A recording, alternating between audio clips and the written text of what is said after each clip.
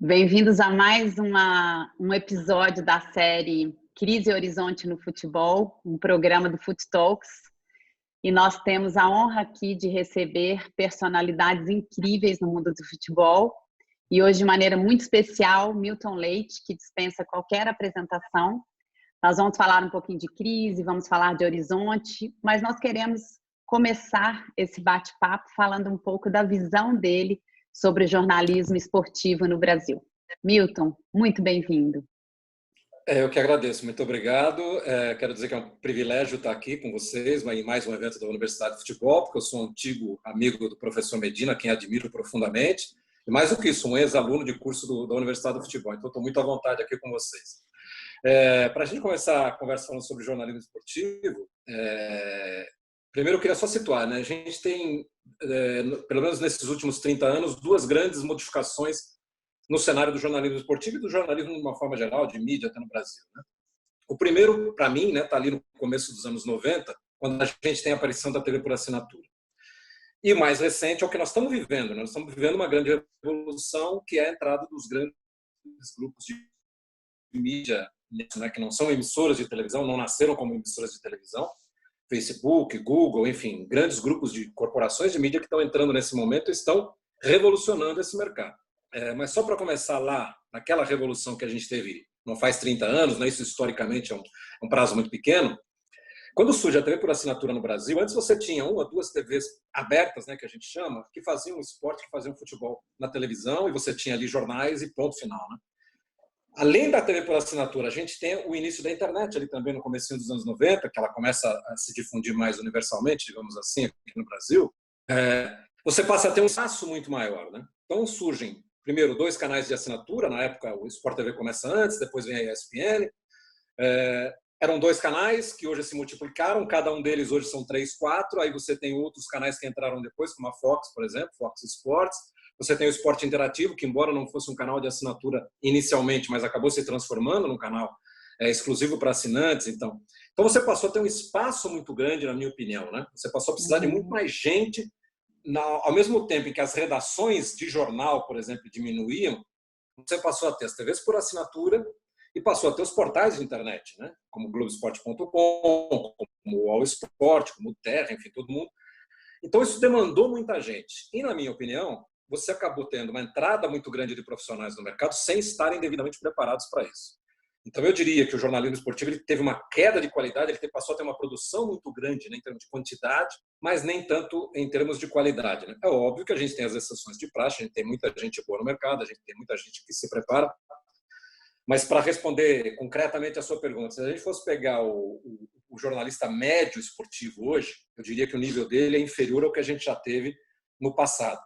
Não só porque a demanda ficou muito grande, mas porque a gente passou a ter um jornalismo muito rápido, né? Principalmente em função da internet. Então é sempre muito curto, sempre muito rápido e as pessoas não têm tempo de apurar com devido cuidado, às vezes não têm tempo de fazer um texto mais apurado. Então, se eu fosse comparar, né, o jornalista médio de 30 anos atrás, quando eu já era jornalista, para o que a gente tem hoje, eu acho que o nível caiu um pouquinho. Embora a gente não possa negar que, em termos de espaço, em termos de divulgação, de volume, né, a gente tenha muito mais hoje, graças à internet, graças às TVs por assinatura, enfim, e assim por diante. Muito bom. E é uma questão aí do jornalismo em geral, né? Mas o esporte, você chama essa atenção que ele já é bem dinâmico. E para entrar um pouco mais no futebol, eu vou passar a bola para o Medina.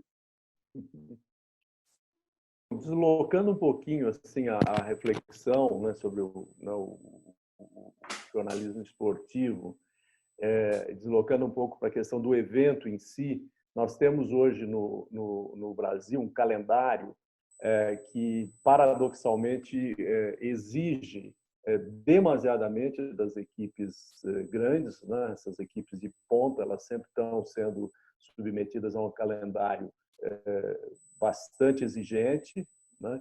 E, por outro lado, a gente tem os clubes menores que muitos deles não têm calendário aí para mais de 4 meses, né? Como é que você vê isso? Qual a influência sobre o espetáculo, né? Sobre o jogo em si como evento, como entretenimento, né? Como é que você analisa primeiro essa discrepância, né? Que o futebol encanta até na várzea, né? Mesmo em Jundiaí, né? Que é a nossa base, a gente vê que a própria várzea ela chama a atenção, né? da população ali, da comunidade. Como é que você vê essa cadeia produtiva em termos de espetáculo, analisando um pouquinho os grandes eventos, né, onde você é um dos protagonistas e tem assim uma visão bem próxima, mas eu sei que você também é muito sensível a essa questão dessa discrepância, dessas, né, injustiças sociais que impactam também no futebol. Mas como é que você vê isso como um grande comunicador que você é? Bom, Medina, eu acho que se a gente fosse começar pelo calendário, né, é claro que a gente tem muito jogo, né, porque você tem aqui no Brasil coisas que você não tem em lugar nenhum do mundo, como, por exemplo, os campeonatos estaduais, né, que ocupa ali um filé, uma parte importante do calendário e acaba espremendo todo o resto no que sobra do ano. Né? E aí você tem brasileiro, você tem Copa do Brasil, você tem as competições internacionais, ou seja, não cabe tudo, porque nos outros países cabe, porque lá não tem esses 3 meses e meio, 4 meses de campeonato estadual, não existem, né? Então você consegue esparramar um pouquinho mais. O fato de ter muito jogo, por si só, na minha opinião, né, já é muito prejudicial ao que a gente vai ver nas partidas. Porque os times não têm tempo de se preparar. Né? Os técnicos hoje em dia não têm um intervalinho, não. Agora eu vou ter 2 semanas aqui sem jogo no meio da semana, eu vou poder preparar o meu time, dar uma acertada, recuperar jogador. Isso não existe no Brasil praticamente. Né? O cara só tem espaço no calendário quando ele está numa situação ruim, ou seja, ele foi eliminado de uma Copa, ou ele não está no mata-mata do campeonato estadual, porque aí ele tem um espaçozinho ali na tabela, mas é um espaço que vem de um fracasso, porque ele foi eliminado de alguma coisa, né? Ou de uma competição internacional, que seja, enfim. Então, acho que só isso, né, já faz o nível de jogo que a gente tem aqui, na minha opinião, ser inferior ao que a gente tem em outros países, principalmente na Europa, que a gente tem um calendário um pouquinho mais decente e as equipes, além de ter um poder financeiro muito maior, tem um elenco muito mais numeroso e farto, né, de peças que você possa ir rodando. Além disso, você tem datas em que você não tem jogo, né, que você pode jogar, você pode se preparar, você pode recuperar jogador, enfim. Então, acho que esse é o primeiro ponto. Né? O nosso calendário aqui ele acaba asfixiando um pouquinho a possibilidade de você melhorar o seu nível de jogo. Né? Primeiro que a gente começa o ano, você praticamente não tem pré-temporada, né? Porque o calendário é tão apertado que você faz ali 10 dias de treino e já está jogando o campeonato estadual. Depois, ao longo do ano, você não vai ter mais condição de fazer isso para recuperar o tempo e para poder preparar suas equipes. Né? Então, acho que a discussão fundamental, na minha opinião, né, para uma melhora considerável do que a gente tem hoje no calendário, seria uma racionalização. Eu, por exemplo, hoje em dia, eu sou contra a gente ter campeonatos estaduais, né? Da forma como eles ocupam o espaço na tabela. Aí vai falar, vai fechar todos os times do interior que só jogam campeonato estadual? Eu acho que não. Acho que a gente teria que criar um sistema de campeonato, uma estrutura de campeonatos, né? Em que a gente tivesse uma nacionalização, vamos dizer assim, dos campeonatos, mas iniciando com bases regionais. Né? Então, os times do interior de São Paulo, por exemplo, fariam um pré-torneio para acessar uma série D, sei lá, da vida, ou jogar depois contra os que vierem melhor lá do Paraná, do Rio Grande do Sul. Enfim, você daria, inclusive, calendário para todo mundo o ano inteiro, porque eu acho que, como você falou, esse é um outro grande problema. Né? Equipes que não têm competições nacionais, né? A partir do meio de abril, final de abril, elas não têm mais o que fazer. Né? Elas vão passar o resto do ano, manda todo mundo embora, o ano que vem eu monto outro time, começa tudo de novo do zero. E acho que isso acaba impactando até, e aí é uma outra questão que o futebol brasileiro tem enfrentado há algum tempo, né? A gente já não vê tantos jogadores com qualidade top, né? Aquele que a gente chama de craque, de jogador excelente, porque os clubes do interior foram perdendo um pouco do interesse também em produzir, em trabalhar bem as suas categorias de base, porque ele sabe que ele vai ter renda até o final de abril, começo de maio, no máximo, e depois vai fazer o quê? Né? Como é que eu vou pagar se eu não tenho mais, se não está entrando mais dinheiro? Seja da televisão do campeonato estadual, seja das arrecadações de torcida, enfim. Então, acho que tudo isso está muito ligado, né? E acho que, fundamentalmente, as questões deveriam ser tratadas inicialmente a partir dessa estrutura, né? Aí, quando você tem uma estrutura de competições que deem condições aos clubes de jogarem o ano inteiro, de terem rendimento e tal, a partir daí você passa a pensar num calendário mais lógico e mais coerente, né? Que permita você trabalhar os seus times, né? E você vê possibilidade de a gente melhorar isso? assim, um entendimento entre, vamos dizer assim, os grandes protagonistas que decidem, que tomam a decisão, né? CBF, a própria televisão, né? Os clubes. Você é otimista em relação a isso? Olha, de imediato acho muito difícil. Primeiro porque as pessoas que decidem, né, a estrutura de mando do futebol brasileiro, ela está feita de uma tal forma que é difícil você quebrar essa cadeia, né? Porque você começa... Quem é que elege o presidente da CBF? Majoritariamente são os clubes, né? São as federações. Né? As federações, as federações vão lá e voltam para eleger o presidente da CBF. Isso. Quem é que elege o presidente da federação? São os clubes e, basicamente, os clubes menores acabam levando vantagem porque tem muito mais votos em relação aos clubes grandes. Então, o presidente da CBF, ou a direção da CBF, né, ela não tem interesse de acabar com o campeonato estadual porque isso vai contra o interesse do presidente da federação e do Estado. E o presidente da federação do Estado também não tem interesse porque vai contra quem elege ele, que são os clubes menores, os clubes pequenos. Então, você tem uma rede aí tão bem organizada que é difícil, se depender deles, que essa coisa seja quebrada e seja modificada estruturalmente. Né? Como é que isso pode se modificar? E aí eu acho que talvez a médio prazo isso talvez venha a acontecer, e acho que já há um movimento nesse sentido. Primeiro, os financiadores dos campeonatos. Quem são os financiadores? Aqui no Brasil, basicamente, né, os campeonatos são financiados pela televisão, a verba maior que entra nas competições é a verba da televisão. E está chegando um momento, né, que eu acho que o comando na mídia no Brasil, basicamente, é a TV Globo, né, que tem a maior parte dos direitos nacionais aqui, digamos assim, ela está percebendo que o campeonato estadual já não dá a ela o retorno que dava alguns anos atrás. E ela bota um dinheiro muito importante nisso, um volume de dinheiro muito grande para manter o campeonato estadual. E não é só manter o campeonato estadual do ponto de vista do que ela paga de direitos, né, mas é toda a cobertura que ela tem que fazer. Por exemplo, a Série A do Campeonato Paulista, primeira divisão do Campeonato Paulista, a 1, né?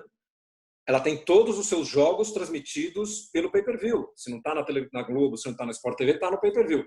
Você imagina, hoje a gente tem 16 clubes, são 8 jogos por rodada, você tem que ter equipes de transmissão em 8 jogos por rodada, você tem que ter caminhões que vão lá gerar as imagens em 8 jogos, ou seja, o custo de transmissão também é bastante elevado. Então, acho que esse é o primeiro sinal, né? Já não se percebe o retorno para a emissora que paga os campeonatos tão grande como a gente tinha antigamente no caso do campeonato estadual. Tem uma segunda questão, que é os próprios financiadores dos clubes, né? E aí, no caso, são os patrocinadores. Né? Se você pega o Palmeiras, que tem um patrocinador muito forte, o Flamengo, que tem muito dinheiro envolvido, os clubes de ponta, os clubes da Série A do Campeonato Brasileiro, também já começaram a perceber que não vale a pena eles falfar o time dele no Campeonato Estadual durante 3 meses e esse Campeonato Estadual acaba prejudicando o desempenho que ele tem na Libertadores da América, que começa ali logo no comecinho de fevereiro, ou então prejudicar a preparação para um Campeonato Brasileiro que vem mais à frente, competições maiores e mais importantes e que rendem muito mais dinheiro para o clube. Né? Então, acho que o meu otimismo de médio prazo, né, seria nesse sentido, de que quem financia o campeonato e quem financia os clubes, né, esse pessoal comece a se mexer e esses façam uma pressão para que a gente tenha uma reestruturação desse calendário, né, dessa estrutura que a gente tem no futebol brasileiro. Perfeito. Bom, Milton, eu queria pegar uma carona e um gancho nessa questão do calendário. Nós estamos aí no início de maio, no meio de uma pandemia mundial do Covid-19. Temos os regionais inacabados, temos o brasileiro na bica aí que estaria começando agora, dentro de poucos dias, e o futebol está parado no Brasil. Uma pressão enorme dos clubes de manterem o Brasileirão com 38 rodadas, basicamente pelo fato que você mencionou deles dependerem da cota de televisão. Então, eles fazem questão das 38 rodadas. Tem uma Conmebol querendo dar continuidade à Sul-Americana e Libertadores. As federações regionais querendo finalizar os campeonatos estaduais. Desse cenário todo que está aí no futebol brasileiro, o que você enxerga que vai ser o nosso caminho aí nesse segundo semestre de 2020 e talvez adentrando aí o ano de 2021? Bom, o que eu acho é que se a gente comparar, né, com atitudes que estão sendo tomadas fora do Brasil, a gente vai ver que nós estamos completamente fora da realidade aqui, como se diz hoje em dia, estamos descolados da realidade do que está acontecendo. Né? Aqui no Brasil está se falando em voltar com o futebol dia 17 de maio, o que seria no pico, né, exatamente no pico da pandemia, nós estaremos pensando em jogar futebol. Só para se ter uma ideia, para se comparar, né? A França, onde se começou esse processo da pandemia muito antes, né? Porque ela veio da Ásia, Europa, Estados Unidos e só depois chegou aqui na América do Sul. A França, que numa teórica linha do tempo está muito mais à frente do que o Brasil, né? Que ainda vai passar por muita coisa que a França já superou. A França já tem queda de número de casos e nós ainda estamos aqui na subida, né, da ladeira. Só para você ter uma ideia, a França, através do governo, não foi uma posição da federação, foi uma posição do governo, proibiu atividades de esportes, né, de qualquer competição, de evento, até setembro. Então, só a partir de setembro eles começam a cogitar a possibilidade de voltar com os eventos esportivos. Aí o que fez a federação, sabendo que não vai poder jogar até setembro, ela encerrou o campeonato e fim de papo. E foi anunciado que o Paris Saint-Germain, que estava com uma vantagem bem grande na tabela, foi declarado campeão e acabou o campeonato. Isso já foi feito na Bélgica, também lá acabou o campeonato sem declarar campeão. A Argentina está partindo para uma solução muito parecida de encerrar o que faltava da temporada.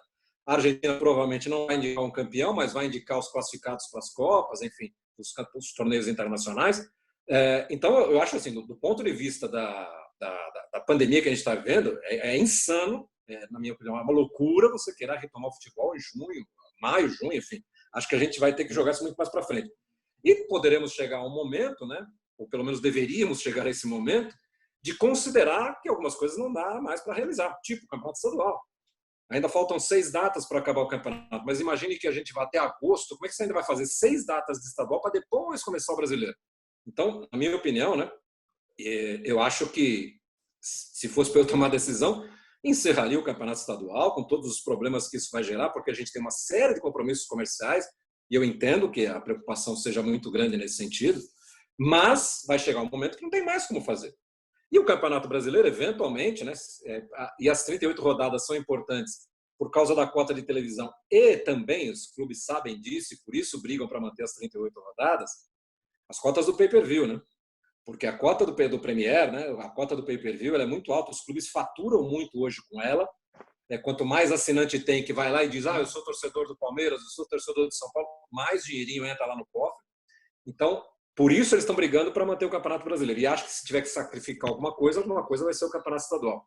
E, eventualmente, até, porque você ainda tem que conciliar o brasileiro com a provável volta das competições internacionais, né, Sul-Americana, Libertadores, provavelmente a gente vai invadir dezembro, eventualmente terminar o campeonato em janeiro, fevereiro, e aí você repensa como é que vai fazer o calendário de 2021, né? Mas eu acho assim, para tentar o calendário nosso, que já é exprimido, você querer contrair ele ainda mais depois da pandemia para voltar a jogar, acho uma insanidade. E Milton, nós estamos falando de uma dificuldade que nem você expôs agora, né, de quase uma desarticulação aí para a gente resolver um problema grave, mas pontual, numa situação em que o controle dessa situação ele não pertence a ninguém, né? Nem no Brasil, nem fora. É uma situação atípica que está nos colocando nesse formato. Dessa dificuldade de público, de espetáculo, de conciliar, eu queria acrescentar, falando de presente e de futuro, a questão do entretenimento virtual. E você, já como expert que é protagonista e precursor aí até nessa narrativa do próprio futebol online, dos games e tal, como é que você vê, se hoje a gente está com a dificuldade de articular uma coisa presente, se a gente amplia para um mundo que os jovens entram no entretenimento virtual, não necessariamente o futebol, que a concorrência das mídias, ela tira interesse se a gente faz uma perspectiva. Como é que você vê nesse momento que tudo isso parece até se acelerar, no momento que não só os jovens, mas nós estamos vivendo uma vida virtual? O que o futebol, na sua visão, poderia e deveria já começar a fazer para que a gente, daqui 5 anos, a gente tivesse com tanta relevância e impacto, tanto no mundo virtual quanto no mundo presencial, né? Qual que é a sua visão? Qual que é a sua dica, quase? Qual que é a sua chamada para esses dirigentes? Elô, você sabe que eu acho que, assim, aqui no Brasil, os clubes demoraram muito para acordar para essa questão da produção do marketing, de como valorizar a marca, de como você levar essa marca para um número maior de gente, né? Eu acho que a gente começou muito depois, isso já se fazia muito na Europa, a gente começou muito depois. Hoje os clubes até têm uma certa organização nesse sentido, mas, na minha opinião, ainda negligenciam muito o chamado jovem, a chamada criança. Aqui no Brasil a gente se acostumou, e isso valia para o meu tempo, né, quando eu era criança. Ah, não, futebol passa de pai para filho, então se o pai é palmeirense, o filho vai ser palmeirense, o neto vai ser palmeirense, a família inteira vai ser palmeirense, o pai leva o filho para o estádio, não sei o quê.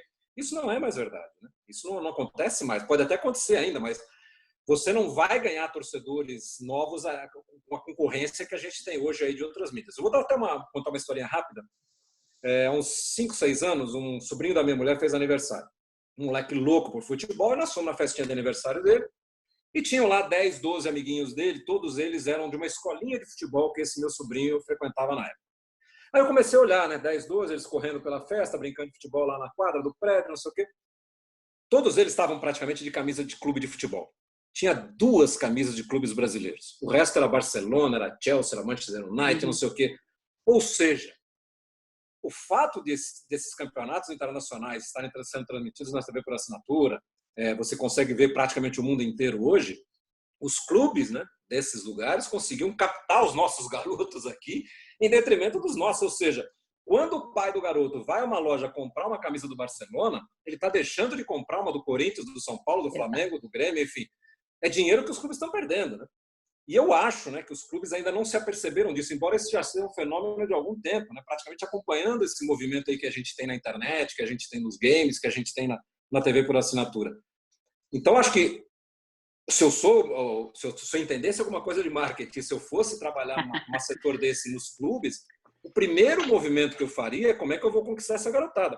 Hoje até, isso é muito recente, isso deve ser de menos de 5 anos para cá. O que os clubes fizeram? Eles começaram a montar equipes de videogame. Então, hoje, o Corinthians tem lá um time de jogadores de videogame que disputam o Campeonato Brasileiro, o Campeonato Internacional.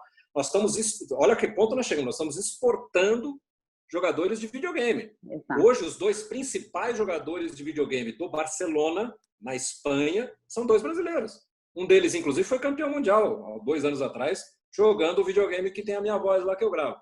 Então, acho que esse é o movimento, né? Você tem que começar a se aproximar desse público, não pensando que o fato de o pai dele um dia tentar levar ele num jogo de futebol vai transformar ele num jogador, num torcedor. E mais importante do que torcedor, né, Elô? Transformá-lo num consumidor de futebol. Que no fundo, é o que interessa para os clubes. É o cara que vai comprar ingresso para ver o jogo, vai comprar o plano de sócio-torcedor, é o cara que vai comprar camisa quando o time está bem, é o cara que vai... Para nós, de mídia, é importante, porque o cara vai querer comprar o pay-per-view, vai querer assistir os jogos do time dele na televisão. Então, mais do que um torcedor, a gente tem que começar a buscar o consumidor do futebol. E acho, sinceramente, que os clubes negligenciaram muito isso ao longo dos anos, só acreditando naquela coisa, nós somos o melhor futebol do mundo, nós temos a nossa torcida leva, vai crescer por si só. Não vai. Hoje em dia, eu conheço muito garoto que torce para time europeu e não torce para time brasileiro. Não, perfeito. Não, isso é muito, muito gostoso de ouvir de você, porque também a gente aí falando um pouquinho de horizonte, de estratégia, de escolhas, o que também traz aquela miopia, né? Que a gente acaba vendo, que a gente acaba montando as nossas estratégias, como você falou, não só olhando aquilo que está posto, aquilo que está direto, acreditando numa tradição, sem enxergar as novas formas de consumo, mas de alguma maneira, quando a gente conversa aqui de uma proposta futebol que vai além do clube, vai além das federações, das confederações do nosso próprio país, é a miopia da gente começar a achar que o concorrente é a outra cor da camisa, né? E na realidade, acho que para o futebol como um todo, como você falou, a gente tem que ir para uma outra conversa. E acho, para completar, inclusive que os clubes deveriam perceber que esse movimento, como você disse, ele tem que ser conjunto. Os clubes têm que remar todos numa direção só, entendeu? Não posso ser, não, porque eu sou Corinthians, imagina que eu vou me reunir com o cara do Corinthians, do Palmeiras ou do São Paulo para tratar de uma coisa... Não, esse é o interesse de todos, é o interesse das confederações, é o interesse da televisão, é o interesse dos clubes, de todo mundo, né? Que as coisas caminhem para a gente conquistar essas pessoas, porque são pessoas que vão comprar as coisas, são pessoas que vão assistir os jogos, vão comprar os pacotes de pay-per-view, vão assistir os jogos na Globo, no Sport TV, enfim. Na verdade, esse deveria ser um movimento conjunto. Os clubes deveriam estar fazendo isso junto para conseguir resultados. Para a gente completar aí, se a gente não tiver esse olhar mais ampliado, no mínimo o primeiro passo vai ser frequentar as festinhas com os meninos das camisas mais listradas, né? De outras cores. Eu vou passar para o Medina, que ele vai fazer aí a mensagem final, vai bater mais uma bola contigo. Valeu. Milton, na esteira até da tua fala, né, citar assim, aqueles que são os tomadores de decisão, né, do futebol, se você pudesse assim fazer um pedido, né, para esses tomadores de decisão do futebol, que pedido você faria para eles, para que a gente possa ter mais esperança, né, de ter um futebol cada vez mais com qualidade? O que você faria? O que você pediria? Bom, a primeira coisa que eu pediria seria para que eles percebessem, né, que esse barco só vai para frente se todo mundo remar para o mesmo lado, né? Então, os interesses têm que ser conciliados, as rivalidades têm que ser conciliadas, mas o caminho é um só, para todo mundo, né? Então, todo mundo tem que fazer esse barquinho rumar para o mesmo lado. Acho que eles deveriam todos sentar, e aí quando eu falo todos, são os clubes, os grandes e os pequenos, são as confederações, são as empresas que estão em volta, aí, que é o caso da mídia, né, das transmissões, enfim, e perceberem, né, que ou a gente altera o panorama que a gente tem hoje no Brasil, porque se você pegar o Brasil de 30 anos para cá, que coincide um pouco com tudo isso que a gente está falando, né, de crescimento de muitas mídias e plataformas e tudo isso, e crescimento, sobretudo, do futebol europeu para nós aqui, a gente vai perceber que nesses últimos 30 anos, o futebol brasileiro, tecnicamente, deixou de ser o melhor do mundo. A gente pode até ganhar alguma coisinha de vez em quando, mas ele deixou de ser o melhor do mundo. Hoje ninguém tem coragem de dizer, não, a seleção brasileira não tem para ninguém. Não, isso passou, isso é passado. Outros lugares hoje fazem trabalhos muito mais bem estruturados do que os nossos, de formação de jogadores, de estruturação de campeonatos, de desenvolvimento do seu próprio planejamento de seleção, que a gente ainda não faz. Então, a gente tem que, primeiro, ter essa humildade de reconhecer que deixamos de ser a pátria do futebol, os melhores do mundo em tudo o que a gente sempre achou. E como é que a gente pode mudar isso, né? Então, a primeira discussão que eu acho que tem que haver, e aí seria o meu pedido, né? Você começar a pensar numa reestruturação geral do que a gente tem no cenário de competições de futebol profissional no Brasil, né? Então, você pensar no campeonato estadual, não, vamos deixar de pensar pequeno no campeonato estadual, vamos pensar no campeonato regional aqui para times que não estão em competições nacionais. Então, você pega, por exemplo, você junta Rio Grande do Sul e Santa Catarina, o Paraná pode fazer um torneio com o Mato Grosso do Sul, São Paulo, que tem uma força maior do interior, pode ter um torneio só dele, o Rio de Janeiro se junta com Minas e Espírito Santo, enfim.